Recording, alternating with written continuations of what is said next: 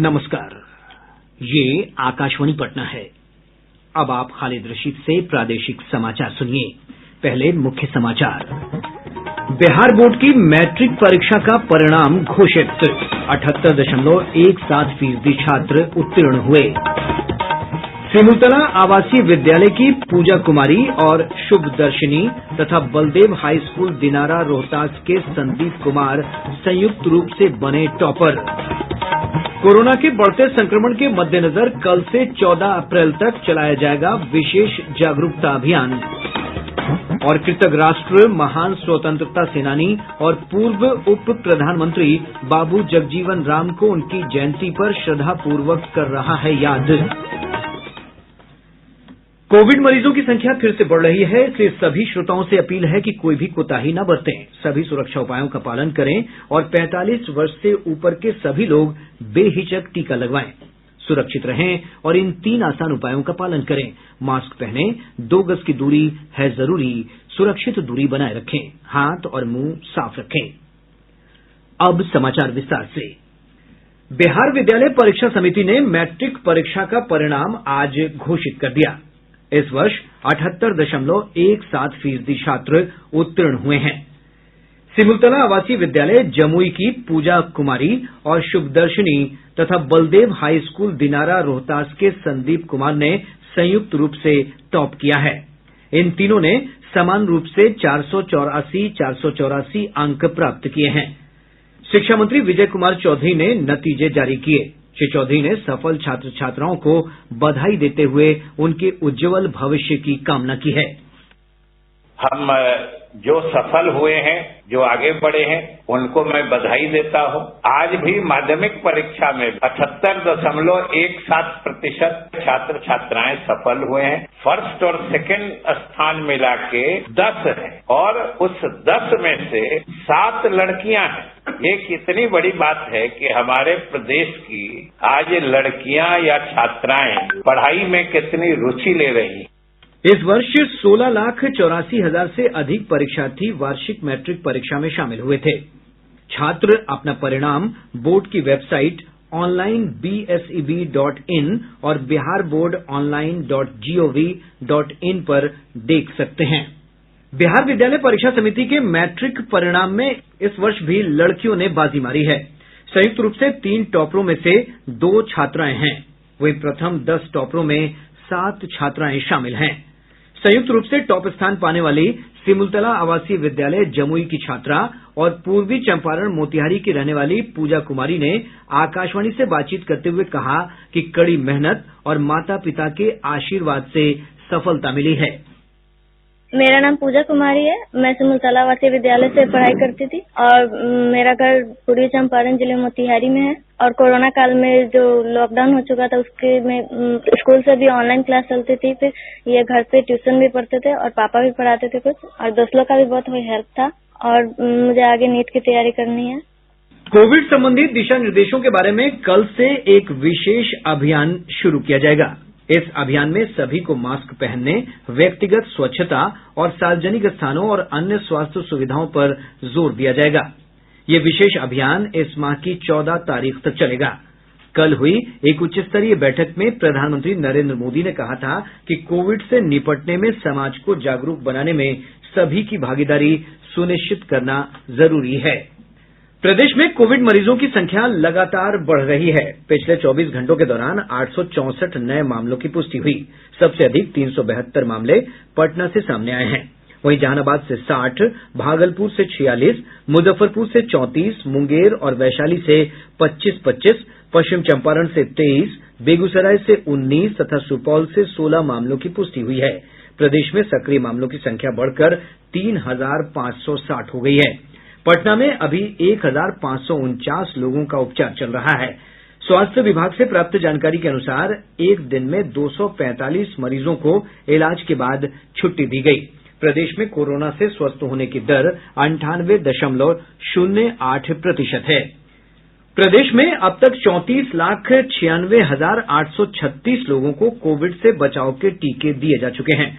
कल 47,875 लोगों का टीकाकरण हुआ। अब तक दिए गए कुल टीकों में से 30,30,000 890 लोगों को पहली डोज जबकि 4,65,946 लोगों को दूसरी डोज दी गई है। देश में अब तक 7,91,05,000 से अधिक लोगों को कोविड का टीका लगाया जा चुका है। केंद्रीय स्वास्थ्य मंत्रालय ने बताया कि पिछले 24 घंटों के दौरान 16,38,000 से अधिक लोगों को टीका लगाया गया है।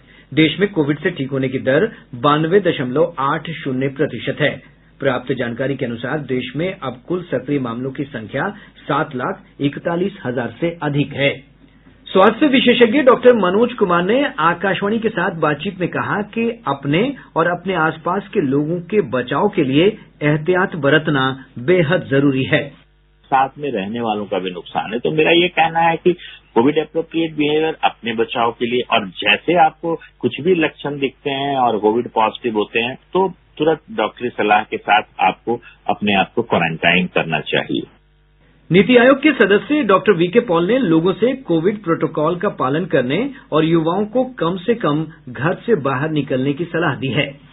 जरूरत के समय बाहर निकले, आप मास्क पहने रहे, आपने अगर सोशल डिस्टेंसिंग मेंटेन करके रखा या हाथ धोए, साबुन से धोए या सैनिटाइज किए बिना हाथ से अपने चेहरे या नाक को हाथ न लगाए, इतने से ही ये बीमारी दूर हो सकती है। जो यंगस्टर्स हैं जो बाहर घूमते रहते हैं, इन लोगों को ये पता नहीं कि वो तो इम्यून रह सकते पर वो घर में अपनी बीमारी ले जा रहे हैं और जो हाई रिस्क ग्रुप को फैला रहे हैं, उसके कारण ही ये सेकेंड लहर जो दिख रही है इसी के कारण हुई है।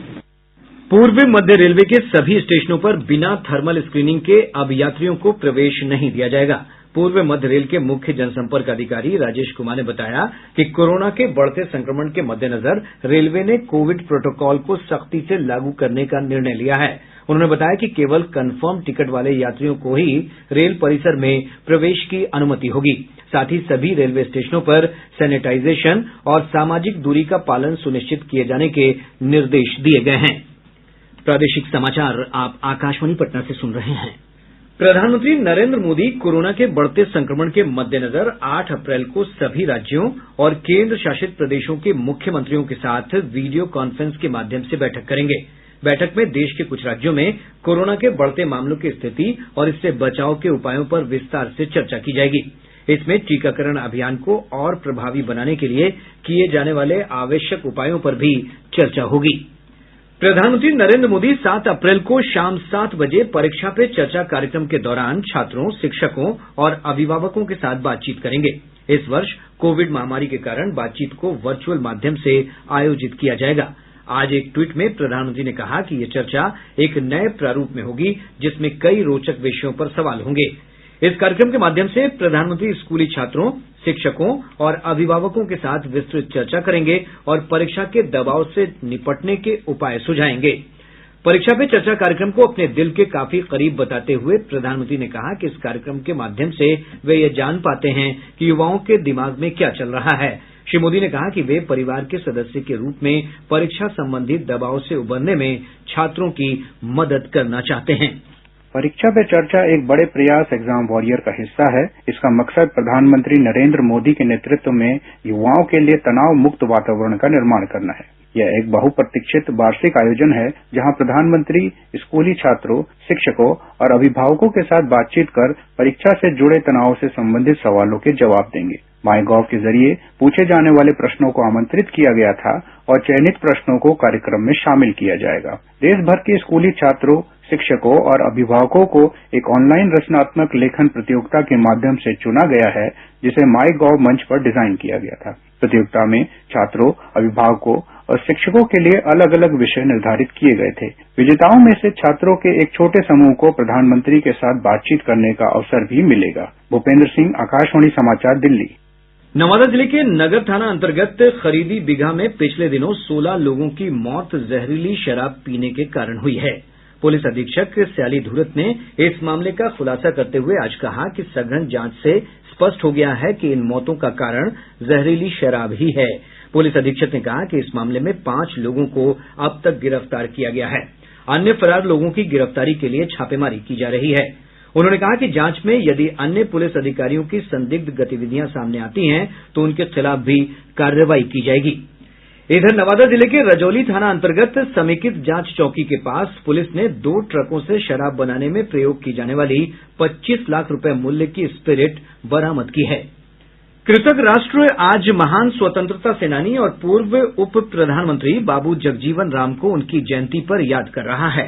बाबू जगजीवन राम उन महान नेताओं में से एक हैं जिन्होंने गरीबों और समाज के अंतिम व्यक्ति के कल्याण के लिए अपना जीवन समर्पित किया था।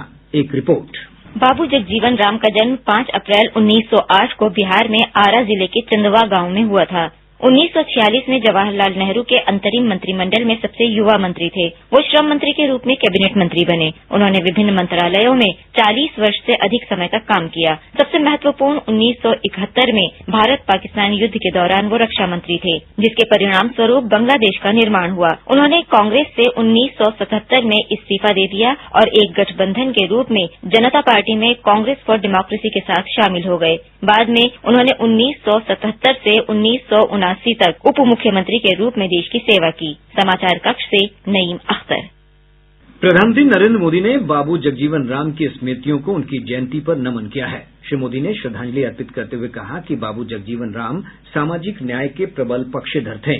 उन्होंने कहा कि सामाजिक रूप से शोषित और वंचित वर्ग के उत्थान के लिए जगजीवन बाबू का प्रयास हमेशा सभी के लिए प्रेरणा का स्रोत रहेगा।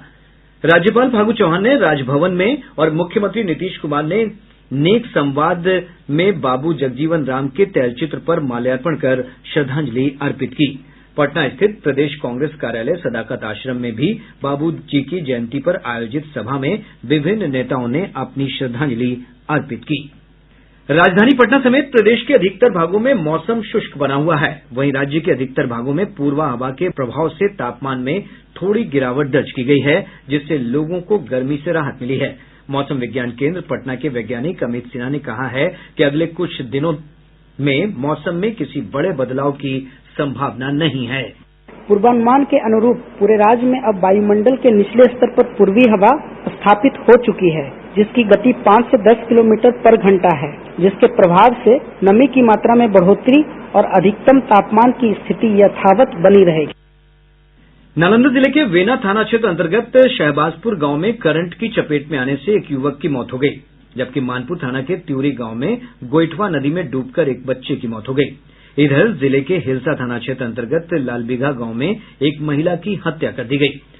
पश्चिम चंपारण जिला मुख्यालय बेतिया में विश्व स्वपरायणता जागरूकता दिवस के अवसर पर दिव्यांग बच्चों के लिए चित्रकला तथा निबंध प्रतियोगिता का आयोजन किया गया। सहरसा के जिलाधिकारी कौशल कुमार ने आगामी पंचायत चुनाव को स्वच्छ, निष्पक्ष और भयमुक्त बनाने के लिए 8 असामाजिक तत्वों को थाना बदर करने का आदेश दिया है। और अब अंत में मुख्य समाचार एक बार फिर। बिहार बोर्ड की मैट्रिक परीक्षा का परिणाम घोषित, 78.17% छात्र उत्तीर्ण हुए। सिमुलतला आवासीय विद्यालय की पूजा कुमारी और शुभदर्शिनी तथा बलदेव हाई स्कूल दिनारा रोहतास के संदीप कुमार संयुक्त रूप से बने टॉपर। कोरोना के बढ़ते संक्रमण के मद्देनजर कल से 14 अप्रैल तक चलाया जाएगा विशेष जागरूकता अभियान। और कृतज्ञ राष्ट्र महान स्वतंत्रता सेनानी और पूर्व उप प्रधानमंत्री बाबू जगजीवन राम को उनकी जयंती पर श्रद्धापूर्वक कर रहा है याद। इसके साथ ही आकाशवाणी पटना से प्रसारित प्रादेशिक समाचार का ये अंक समाप्त हुआ।